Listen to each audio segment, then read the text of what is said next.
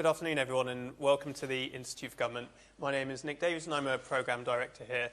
Thank you very much for joining us for this panel debate on how the newish UK Government can implement an infrastructure strategy for the UK. So the new government has set out some ambitious plans for infrastructure, and its fiscal rules, which there have been suggestions could be loosened even further, allow it to substantially increase capital investment over the coming years.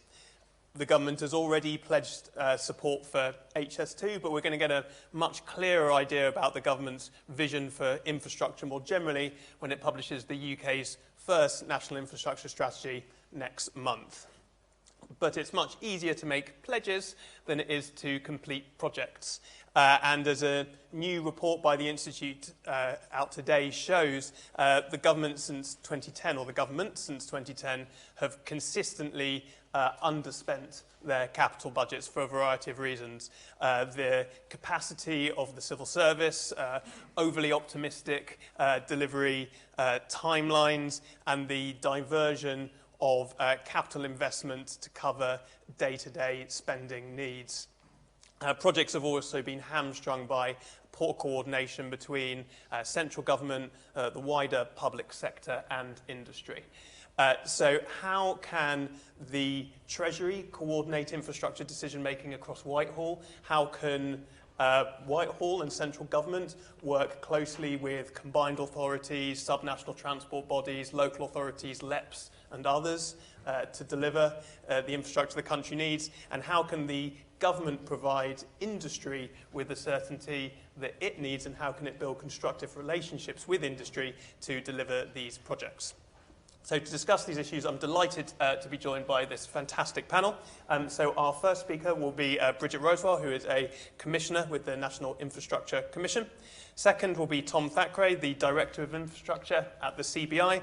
And our final speaker will be Karen Smart, the Managing Director of East Midlands Airport. I'm shortly going to hand over to our panellists, who are each going to make short introductory remarks. I'll then probably ask them a couple of questions based on their remarks before opening it up to questions from the audience. So do think about your questions now while our panellists are speaking. Before I do so, though, I'd like to welcome Billy Roden from Midlands Connect to make some opening remarks. Thank you, Nick, and good afternoon. My name is Billy Roden from Midlands Connect. We are the subnational transport body that represent the East and the West Midlands. Our day job is to research, develop and recommend transport schemes like our Midlands Engine Rail, which you might have heard of before, and we're hoping to see good news in the upcoming budget. We're delighted to support an event around the National Infrastructure Strategy. We've also heard a lot about levelling up, so I'm hoping you'll hear some great ideas from the panel. I'm hoping to hear some from you, the audience, and I'm sure we'll get some online via social media too. So thank you all for coming. Thank you, Billy, and that reference to social media has helpfully reminded me to say, please, everyone here, you're welcome to tweet. We'll be live tweeting from the IFG events account, and we will be using the hashtag IFG infrastructure.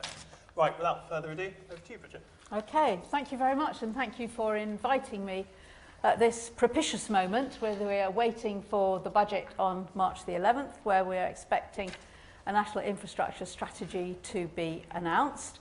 And obviously, from the point of view of the National Infrastructure Commission, it would be great if that strategy simply accepted all our recommendations and put them in place. And I think there are some particular aspects of that I just want to kind of draw to your attention, because I think that none of this happens just because the Treasury said so. That may be a surprise to people in Treasury, but nonetheless, my experience is that the things that really happen are when there's a whole number of people with different perspectives and different ways of thinking about things, but all kind of driving in the same direction.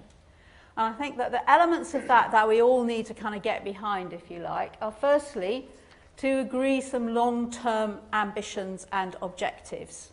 The big projects over which we've been arguing and debating for so long, like Crossrail, for example, I know it's late, I know it's over budget, but my goodness, late compared to 1974 when we first started planning for this. HS2, over which debates will continue as well. But unless we need to generate consensus, and that means top down and bottom up.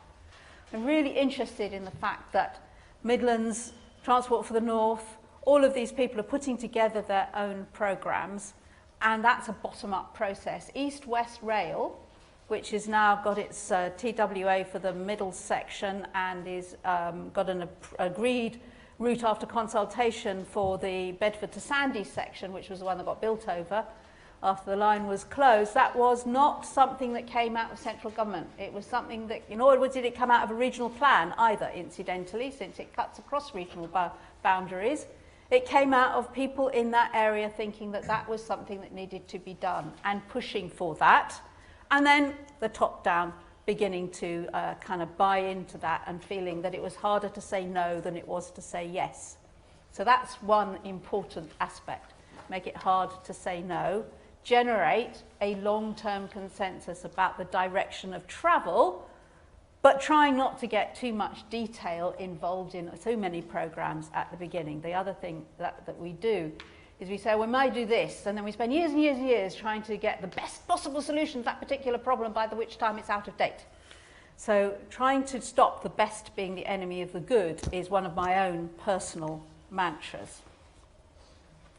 The other thing is to, as well as creating that consensus, then the other thing is obviously to create funding mechanisms to put behind it. And that's the other thing which I would really like to see some steps towards in the budget. It won't create an agreed funding plan out to 2050 or a 30-year programme, but something which sets in place some mechanisms by which we can get to long-term funding relationships, and something which helps both local authorities, local planning mechanisms, sub-regional transport bodies, as well as departments and businesses, the supply chain, to invest in its own ability, I think is incredibly important. The stop-start, one of the key elements in the decision after all of the announced decision on phase 1 of HS2 was that the supply chain was now so dependent upon this and the way that it had come and gone that actually, we really kind of made it very difficult for companies to survive if that didn't happen. So how do we make those long-term funding commitments to people who are capable of making those local decisions as well? One of the things in the National Infrastructure Assessment was that we thought that you needed about 43 billion of local transport spending.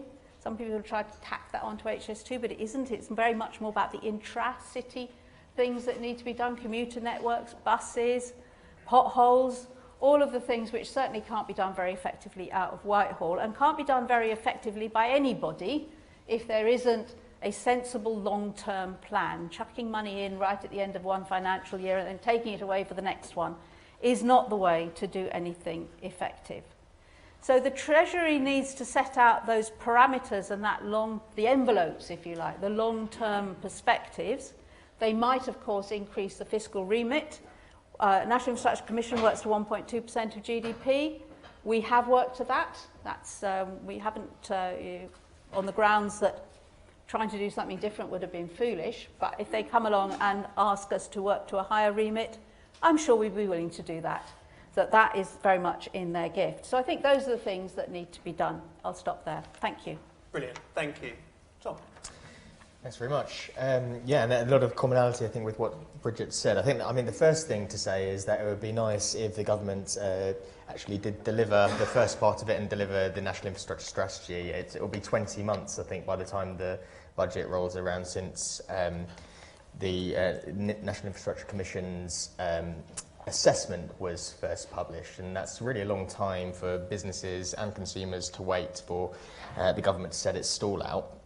And the National Infrastructure Assessment, I go to a lot of events like this, and it's just get pretty much universal backing from the people in audiences that it's a thorough piece of work. It identifies the right types of project. It's within the fiscal remit that was delivered to it, so it deserves a response. But once that National Infrastructure Strategy is there, we obviously need to do a better job at delivering the projects within it. Our record could definitely be better when it comes to the delivery of major infrastructure projects. Delays and cost overruns fill our newspapers on a daily basis. We talked about Crossrail, HS2, could add Hinkley Point, potential for delays to Heathrow. You know, these are major infrastructure schemes which matter to business and the productivity of our country. In fact, I think apparently a third of the government's major projects portfolio is classed as unfeasible or in doubt at the moment, which is something of a damning indictment. And 75% of energy projects tend to overspend by at least 20%. So, as I said, could do better. And that's really important because it undermines confidence. It undermines confidence with consumers, but also with businesses. So the last time we surveyed our members, a good 2/3 of them had no confidence that road or rail infrastructure would improve over a 5-year Parliament period. So that needs to improve. Some of the issues that we need to deal with in making those improvements would be getting a better infrastructure pipeline in place. Some of the projects currently in the pipeline, as I said, are not feasible. And 60% of the pipeline is just programmes of work without the necessary detail for the construction sector in particular to gear up towards procurement. So the pipeline needs looking at.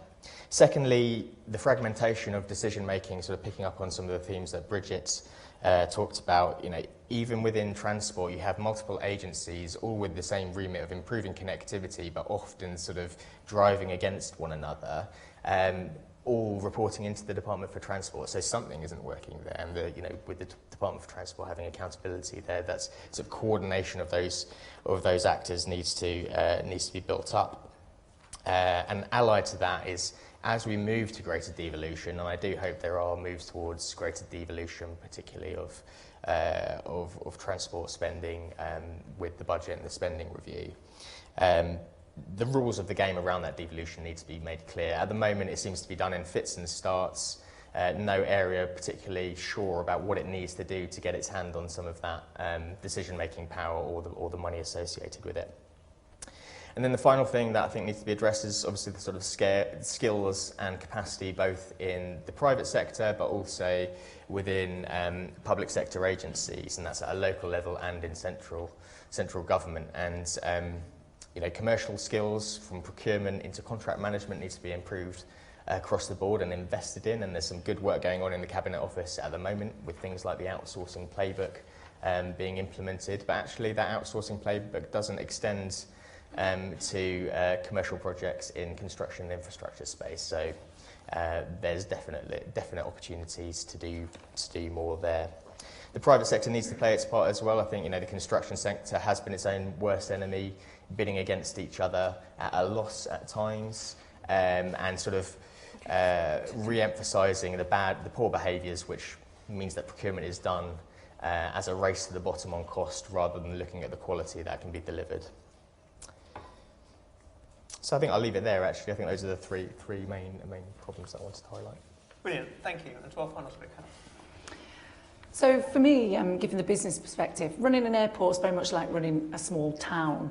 We've got our own roads, we've got our own bus station, we've got a business park, we generate our own energy. So for that reason, there's very few areas of the infrastructure policy that actually don't impact us. So it's of real interest.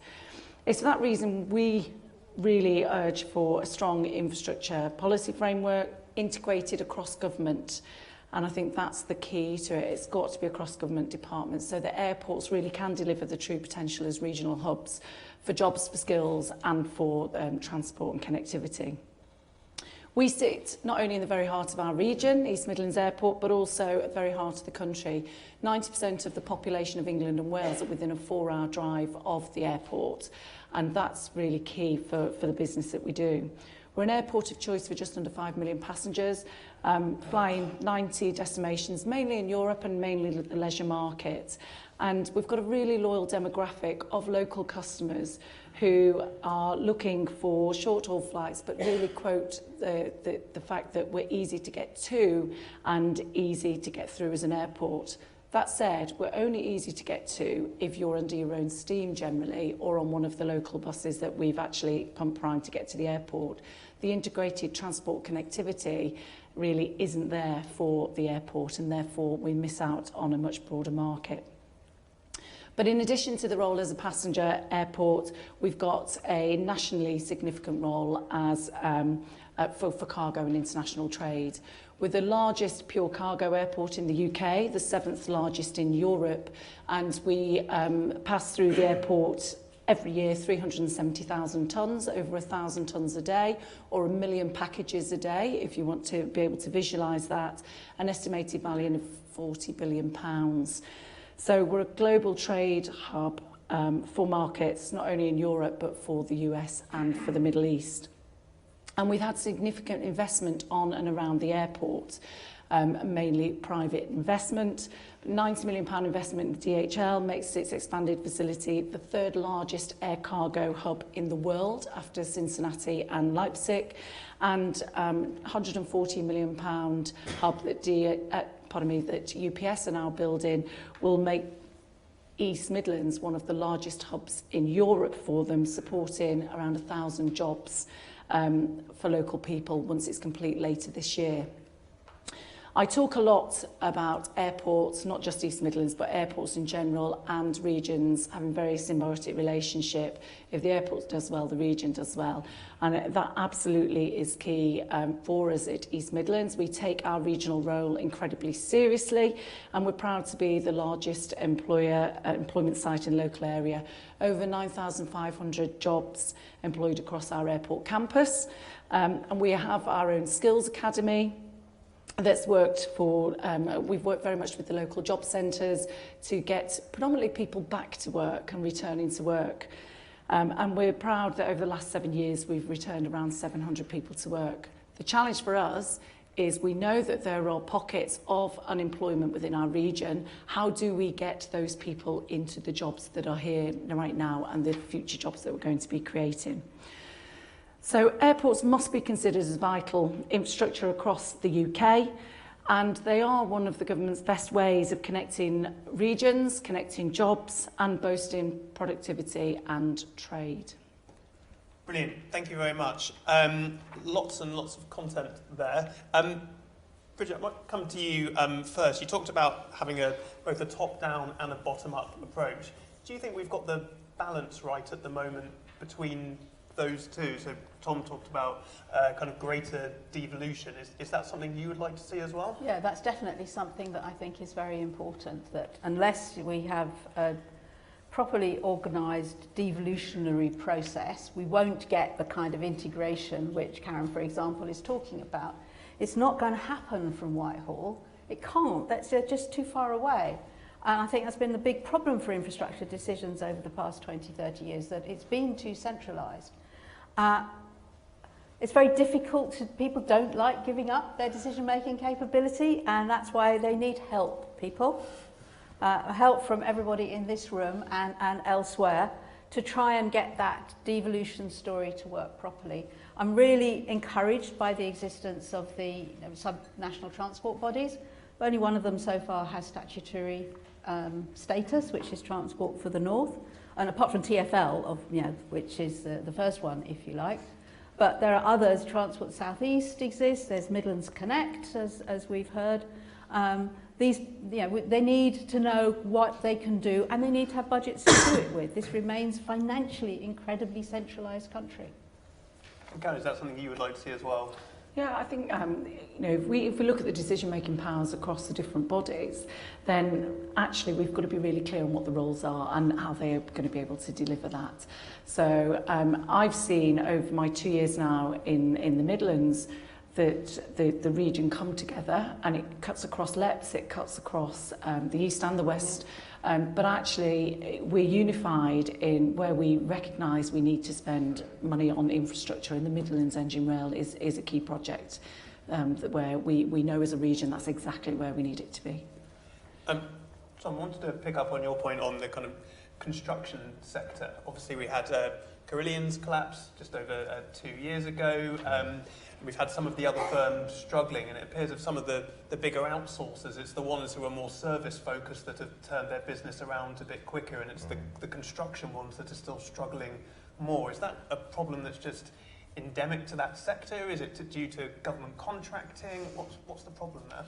I think it's a bit of a vicious cycle of factors in that sector. Definitely recognise the picture that you're painting there. If you look at average margins in the sector over the last couple of years, they've actually been negative, which is not a healthy situation for any sector to be in. And I think obviously it's highly competitive, and that has brought about some behaviours on behalf of the private sector which haven't been that healthy. People going for market share rather than sort of a sustainable bidding, which would sort of build up the sustainability of the industry. But there is, client behaviours have caused some of that behaviour as well. So, most of our members have no confidence that major clients, either in the public sector or the private sector, are actually procuring on the basis of value for money. It's normally on the basis of cost. And so the natural response to that is bid as low as you can, and then hope to make up the shortfall in changes to the contract further down the line, which is just remarkably inefficient, and we lose out as a result. I think it's really interesting actually, because I absolutely agree with you, and we've got to cut through that cycle. Of course, firms race to the bottom. If the alternative, if you don't get the business, is you haven't got any business. So that's not very surprising.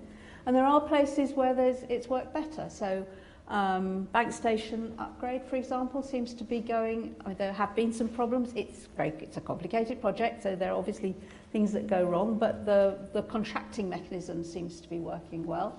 And there are quite a lot of playbooks for making contracts. Just got to make sure that people don't. That we almost specify what the contracting process should be when we're agreeing what a project should be and how we want it to work. Clearly, one of the issues with the construction sector is going to be the workforce. We've had news recently from the government about the new kind of points-based immigration system post-Brexit. Do you have thoughts on the ability of that system to allow in the people we need to actually build this infrastructure that the government's planning? Big concern, I think, particularly for the construction sector. I think we were positive that the threshold was sort of brought down to a level, but still it's going to be fundamentally challenging for sectors like construction that have been reliant on labour from the European Union, and of course we know that the sort of economically inactive population that are supposed to take up some of those jobs is not, a lot of those people don't have the potential to become economically active and make up that shortfall. So clearly the sector is going to have to respond, and the sector would have to respond even if we weren't changing the immigration system, because if we're going to deliver the infrastructure revolution, that's going to be a whole lot more funding and a whole lot more people needed in the industry, and that's going to take some reskilling as well, particularly if we're going to sort of look at things like modern methods of construction, making sure that our infrastructure is geared up towards net zero emissions. That's going to take investment. And circling back to the first argument, there is no spare cash for that investment if we're on wafer-thin margins. So, Karen, are there hundreds of thousands of economically inactive people in the East Midlands waiting to start projects?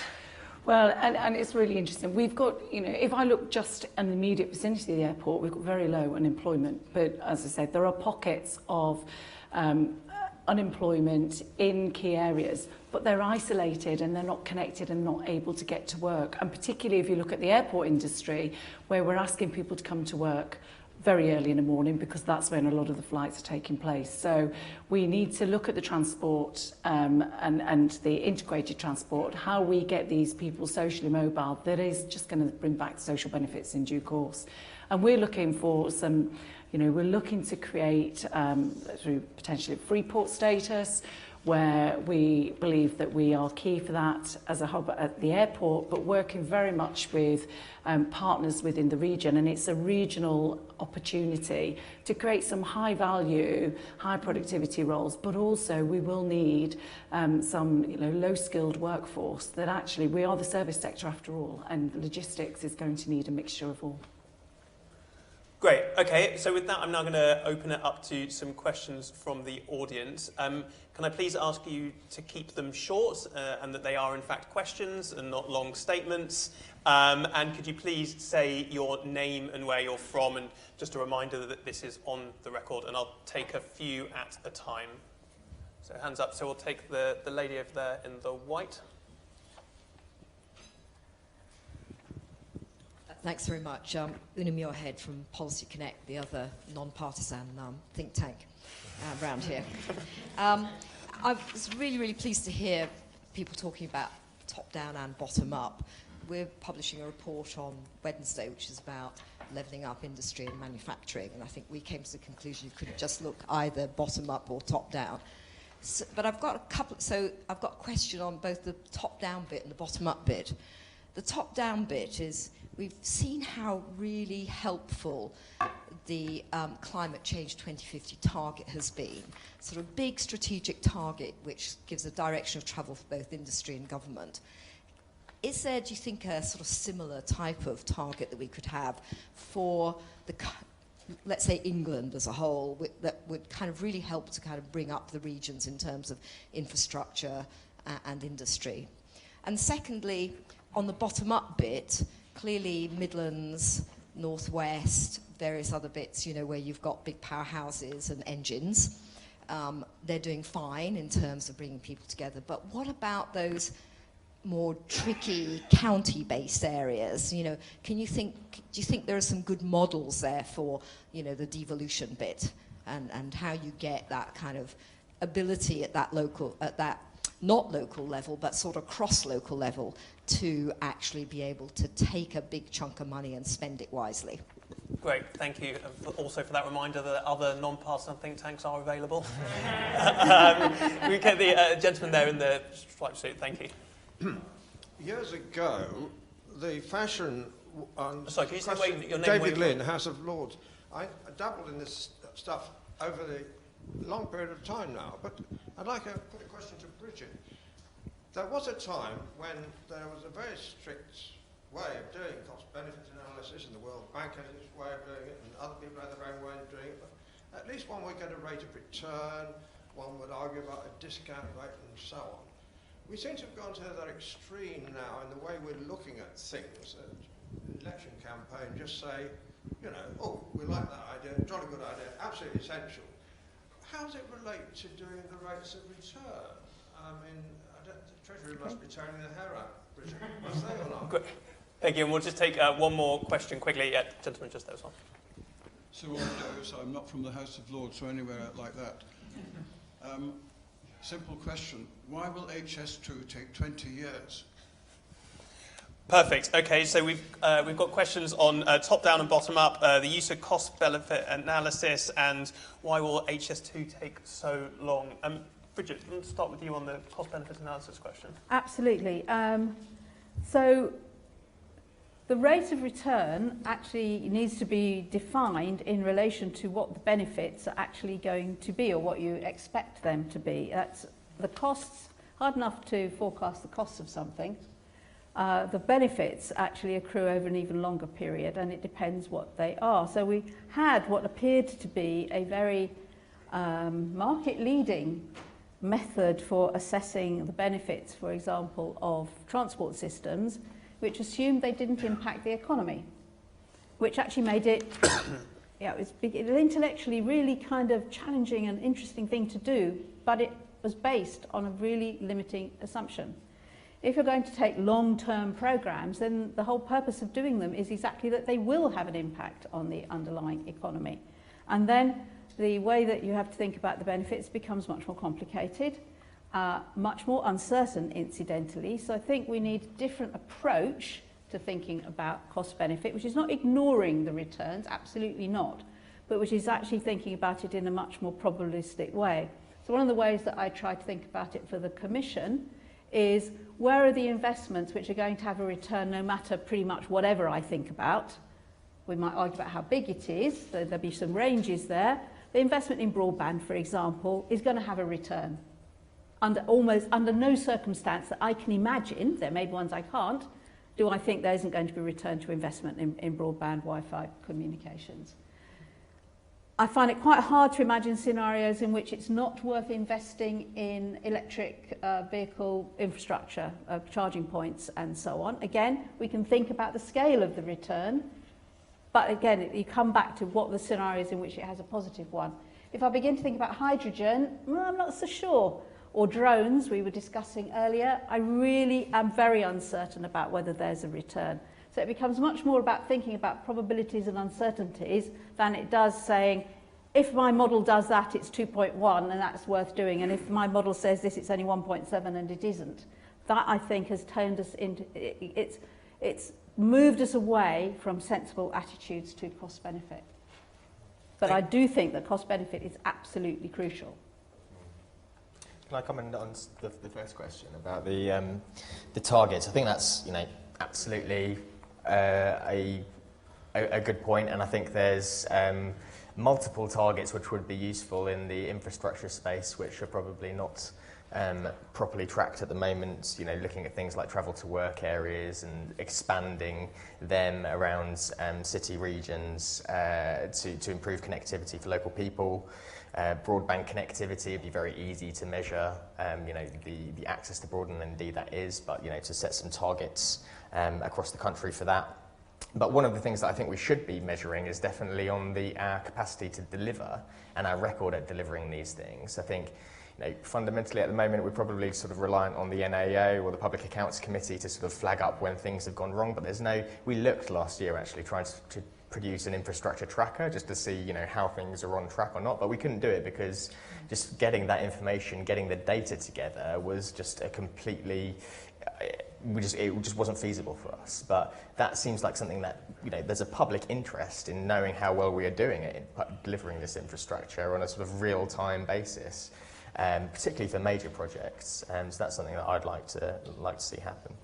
I'd just add, we're currently doing some research on the use of targets in public services, but I think the mechanisms are the same, and one of the potential benefits of targets is it can lead to the collection of data that you wouldn't otherwise collect, and it can enable you to assess performance. The downside is that you might collect lots of useless data, you might have people focusing more on the data collection rather than delivering the actual service. Similarly, it brings greater political focus, and that's great if it's focused on the right thing, but a target is kind of necessarily just one aspect of the overall performance that you're probably trying to measure, so you need to be quite careful about how you do it.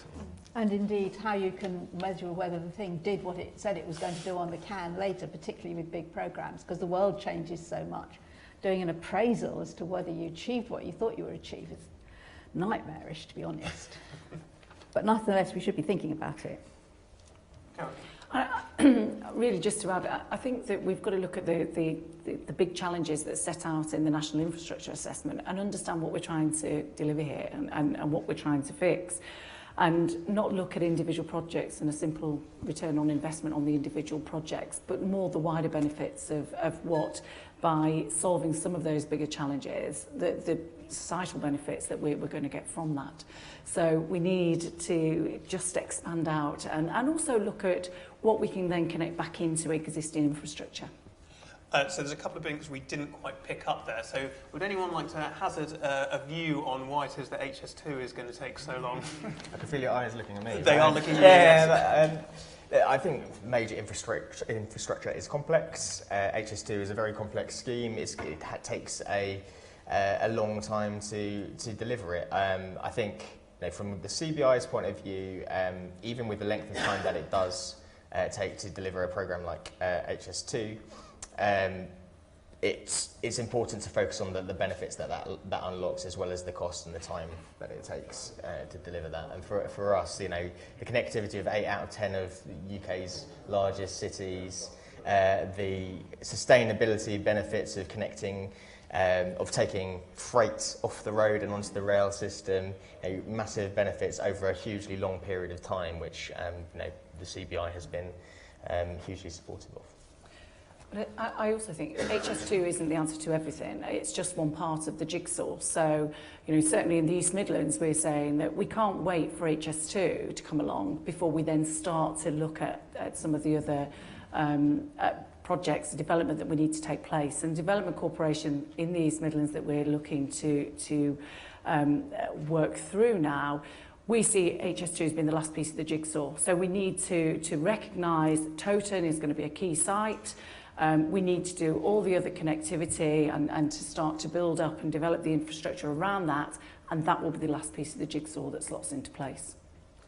I can't really comment on HS2 at the moment because the NIC is being asked to look at the phase 2 and in particular how it integrates with those other programmes. So watch this space.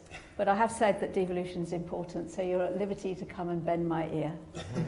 On that devolution point, there was a second question about kind of models for outside of the city regions and in counties.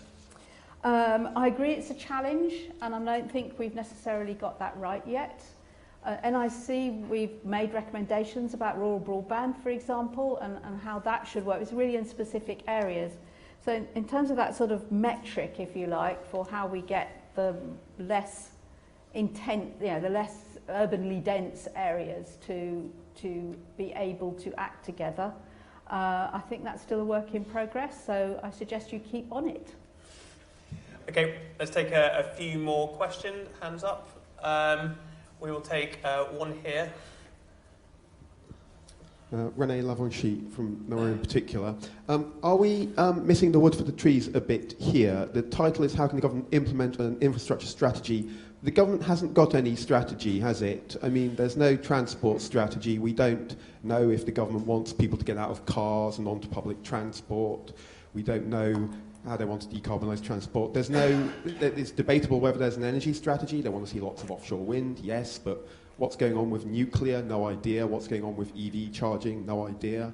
There's certainly no social infrastructure strategy. So isn't the government's complete lack of strategy a bit of a problem in implementing an infrastructure strategy for the UK? And before the panel falls back on, but the government's going to unveil a national infrastructure strategy, do they really think that it will be a strategy? Thank you for that. We'll take one just down there, and then I'm going to take one in the centre. Robin McGee from the Royal Academy of Engineering. So how does and how should the government's infrastructure strategy incorporate the fact that at the moment there's obviously an enormous environmental crisis, particularly, of course, climate change, and to what extent should it take account of that? Bearing in mind the need to reach net zero in emissions in 30 years' time, so 10 years after the alleged finalisation of HS2. Great, thank you. And then, gentleman in the middle there. Simon Webb from Nichols Group. I should declare that I'm an independent reporter on the High Speed 2 railway. One of the difficulties we've faced is that the cost increases and time delays are actually something you discover only when you've done quite a lot of detailed design, got a route, and discovered the ground conditions on which you're going to be putting the construction industry to work. And I think one of the dilemmas I'd like to ask Bridget to have a go at is how are you going to do this new exercise announced today to look at particularly the integration of the Midlands side, which is very important, with the north, without actually having a railway which has been designed? How are you going to get decent numbers without actually doing some of the work? I think there's a conundrum here which is worth debating. Great, thank you. Thanks, Simon. I might come to you first on that, particularly on Renee's question about the extent to which you, as a business, feel that the government doesn't currently have a strategy in all those areas that are important, and how optimistic you are that we might see a strategic strategy next month. So I think you're absolutely right.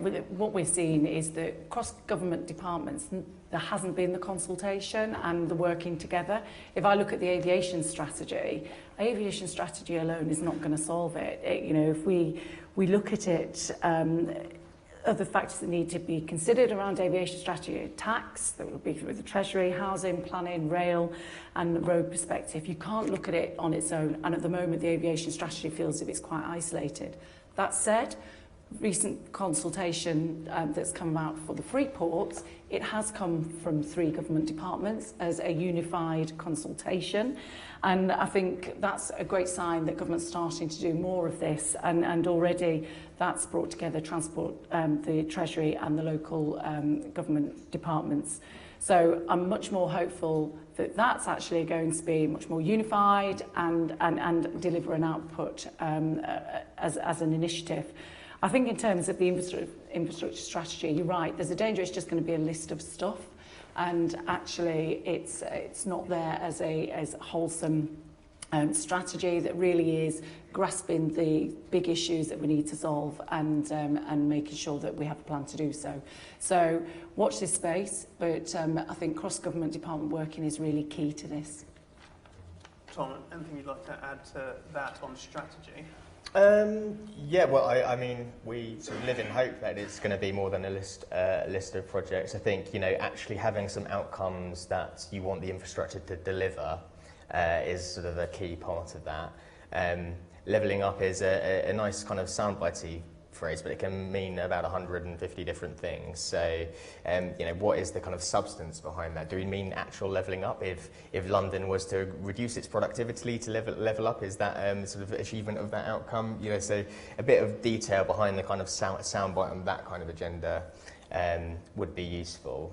And just thinking about the sort of environmental question, I think, you know, we've got a good story to tell in terms of the deployment of renewables in this country, but if we're going to meet the net zero target, we're going to need sort of to triple that rollout of renewables over the next couple of decades. So, you know, that's going to require investment. It's going to cost money. At the moment, the decarbonisation that we have achieved has been paid for by our energy bills, but when decarbonisation is sort of has to go beyond the energy sector, through to transport, through to industry, then we need to think about how we're going to pay for that, and make sure that the cost isn't borne by those who are sort of least able to pay it. But, you know, I think, you know, we have reasons to be optimistic about our record in decarbonising the economy.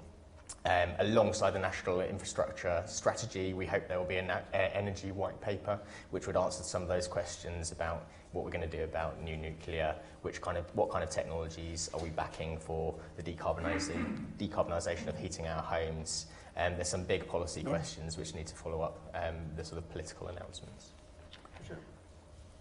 Two things. One on the sort of net zero and will it be a strategy. In the Infrastructure Commission, we produce an annual monitoring report. So we think that in doing the assessment, we've got the bones of the kind of what a strategy might look like. We're taking on board the net zero challenge in how we're now thinking about our annual monitoring reports and following up. So we're just due to publish one of those in a couple of weeks' time. So having to balance trying to finalise that and what's going to be in the budget, but it's a sort of backward-looking one about which of our recommendations have been taken forward, and that includes discussion about energy policy and the role of nuclear and what we're going to do about heat, which is going to be a big problem about what we do with the gas network if we're going to have that into net zero. So I think we've mechanisms for keeping some monitoring going on this and continue to put government under pressure for it. That's our job, is to be independent and to do that. On Simon's question, don't know the answer to that yet because we're just starting to think about it. But one of the ways that I'd like to think about these things is almost turn the question around the other way, which is to say, how wrong do I have to be before I want to, you know, before this thing goes belly up? So I don't know, you can't know, as he said, you get into the project and only then, when you're digging the hole, do you discover that you're trying to dig holes where there are already cables because nobody had a map of those. One of the big problems on the Great Western is that the cables have moved around underground in an unpredicted and unpredictable way. So when you started to try and drive piles, you put a hole through the signalling system. Not good. So you can't predict some of that stuff. You might try, but there'll always be things that you miss. So how badly wrong do you have to get it before the thing isn't worth doing? And I think that is one of the ways to cope with those levels of uncertainty. That's what I'll be trying to do. And you're welcome to come and help. I'm sure you will, whether I ask you to or not. That'd be great. Excellent. Okay, let's take some further questions. Let's take the lady there. Thank you. Karina Kwame from the Royal Academy of Engineering. This is a question, I guess, directly to the design principles that the NIC published, but also to anyone who's interested in placemaking. And I guess because the nature of our work is looking at infrastructure ahead of new housing, and obviously placemaking is something that happens, you know, past, present, but mostly done in the present. So how do you see this strategy really tackling this question of how do we create places where people actually want to live and thrive? And what room is there for a wider business case for place that goes beyond your traditional cost-benefit analysis? Great, thank you. Then there was a gentleman in the middle back there. Ray Smith, freelance. I'd like to ask the panel about the implementation. So the main mechanism was supposed to be the government publishes the National Infrastructure Strategy, and that's turned into national policy statements. Does the panel think that, which comes from a 2008 law, is fit for purpose? And I'll just suggest 4 reasons why. One is on public engagement. I know, Nick, your institute has published information around that. Second, around whether it's agile enough. So at the moment we still have energy policy that says build coal power stations, and that probably won't be updated till 2022, which is perhaps a bit embarrassing if we're holding a UN climate summit. The third reason it's not, it's very centralised. We've heard discussions about that, and that's also relevant to placemaking, as the speaker before me. And then thirdly, it's very analogue. I mean, as Tom has said, there isn't the data compared to, say, CLG for local planning is requiring lots of machine-readable information. So does the panel think that the strategic planning framework is suitable for really implementing a strategy? Thank you. Thank you. And then one more in the middle, Daniel. Hi, Dan Slade from the Town and Country Planning Association. So aside from the question around strategic planning, which I completely agree with, I mean, it's absolutely crazy that only 3 cities outside of London have got genuine statutory strategic plan-making powers. In all my experience of working in this area, the key blockage is local resourcing, whether it's combined authority level or local level. So many authorities just simply don't have the capacity to work in the pipeline and deliver these major projects and, crucially, make policy as well, contribute to the policy creation. So to what extent is the answer to the question on the board an effectively resourced local state after about 10 years of serious under-resourcing? Brilliant, thank you. Okay, so 3 great questions there. Do you want to start on kind of placemaking? Yeah, I think placemaking is key to a whole variety of the bits that we've talked about in these questions. And thank you for mentioning the design principles, which we're very proud of trying to put some design into this, into the infrastructure space, because one of the ways in which infrastructure becomes still usable after 100 years is that actually people want to use it and it was well built and well designed. The St Pancrases of this world, you know, they're just fantastic places and they attract people and therefore stuff happens around them. That's really, really important. And that can get missed in things like national policy statements. It's less likely to get missed in local planning and local areas. But I don't think that the local planning system is fit for purpose. To name check another think tank, the Policy Exchange, I sat on the advisory board for the report they've just done on local planning. And I think we've just got this stuff so wrong that it takes so long to produce a local plan that by the time you've done it, it's all out of date and you pretty well have to start again and there's somebody else with other ideas. We've got to get something which is more agile, more flexible, less sort of semi-nationalising the land that we've got. And there's some ideas about that which are not for today, but I think that if you could go that better, actually you could free up some of the resources that exist within local authorities instead of them just continually working this treadmill of the local plan. National policy statements probably also need to be thought about a little bit as well, particularly since the way that DCOs are working. I'm not sure that's got a little bit bogged down as well and can take forever, so it's now getting a toss-up whether it's worth going for a DCO or an ordinary planning application. So we just pile so much stuff into these things, and the real challenge with all of this, whether it's infrastructure or anything else, is to get back to some basics and think, you know, again, what's good design? What's a good place look like? Thank you. Tom? Yeah, I think, you know, very much a fan of sort of locally planned places, integrating housing and infrastructure. Certainly not a sort of liberalist who wants to see sort of the free market decide what is built where.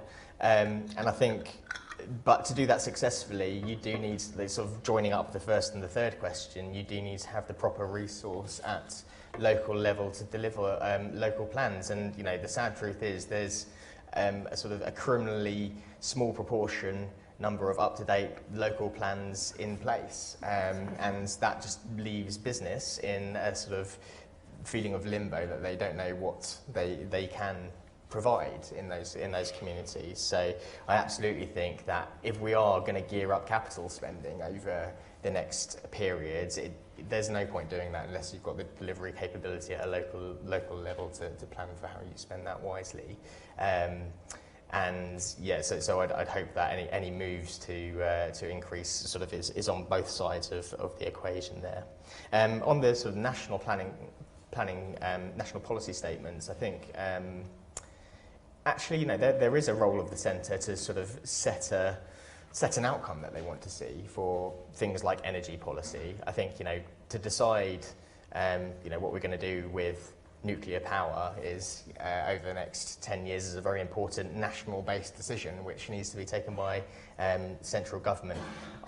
In terms of the sort of delivery of getting those statements agreed through Parliament, I think there probably is room to think creatively about how we do that more agilely in the future.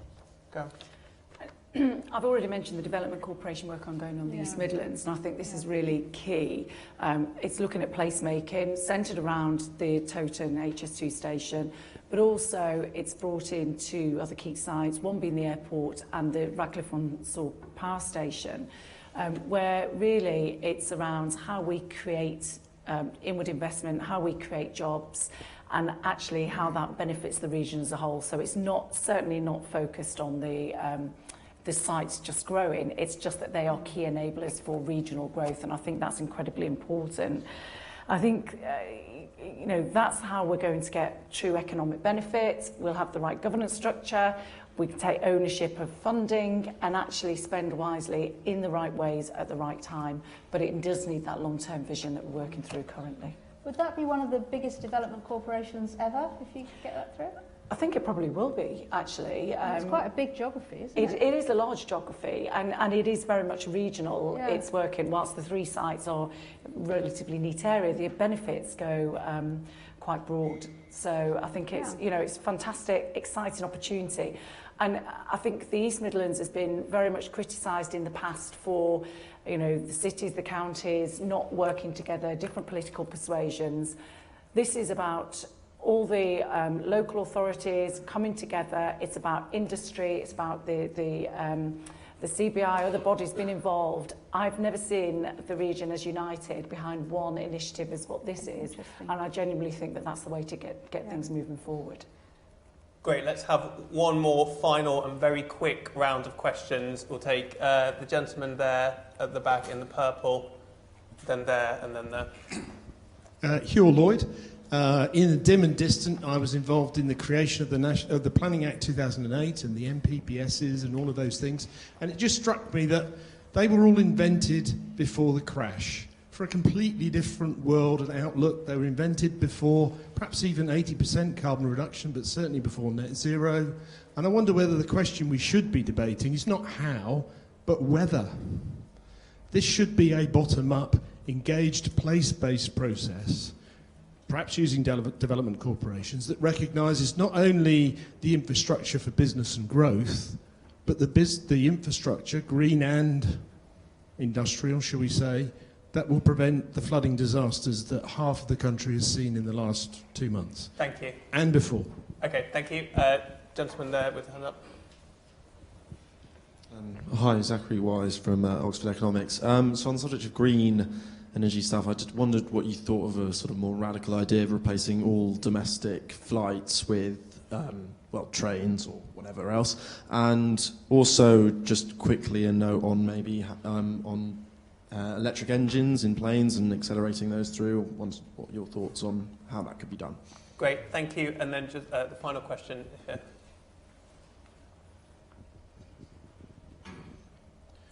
Martin Wheatcroft, Chartered Accountant and Advisor on Public Finances. So I had two very quick questions. So one was just on the thoughts on the new contracting approach for public-private partnerships, replacing PFI and PF2, if there is any desires for how that might look. And the second one, poor financial management on these major projects. Is it poor estimation or poor management? Great. Karen, I might come to you first on whether we should... Electric planes and electric...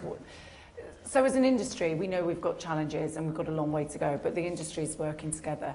Very proud, East Midlands Airport was the first carbon neutral airport for operations in the UK. But that said, you know, to get to where we need to get to by 2050 and earlier, there's a lot to be done.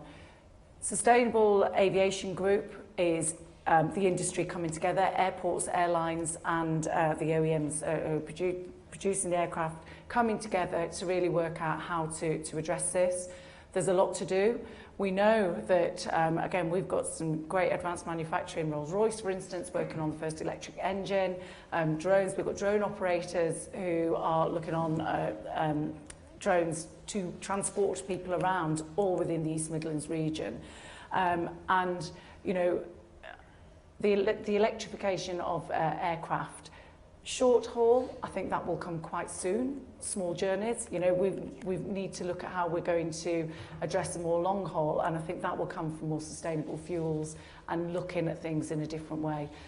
But the industry is working on it, and I have to say that whilst there's a long way to go, we're starting to make moves in the right direction. Tom, do you want to particularly pick up that point on the kind of government's new approach to private finance after PFI and PF2?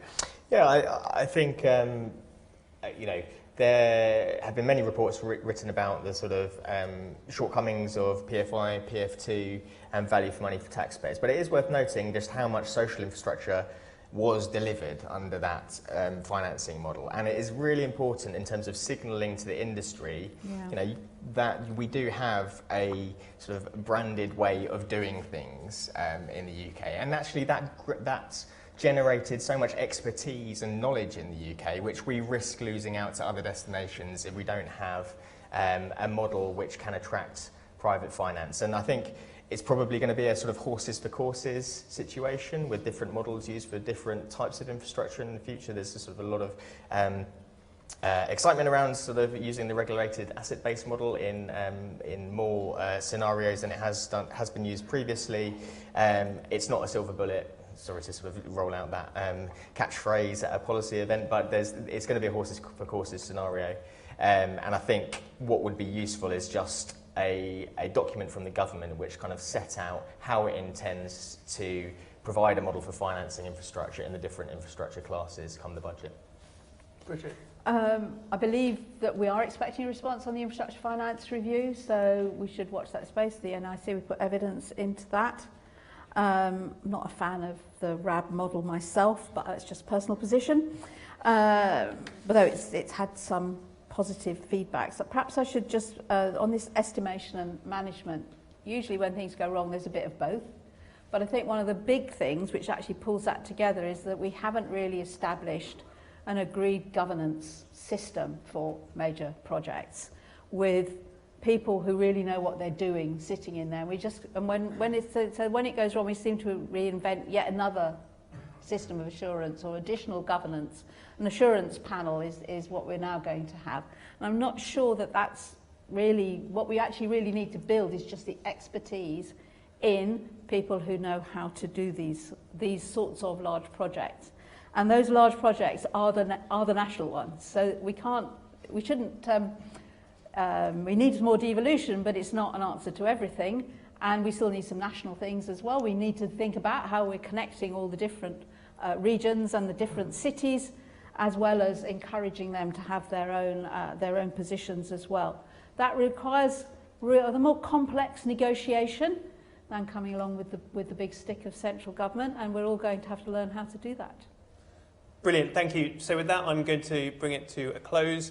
I'm sure you've already read it, but if you haven't done so, please do read our capital spending report that's out today. And if you've got a greater thirst for infrastructure reports, we have 7 others on topics such as cost-benefit analysis, the role of the NIC, private finance, and more.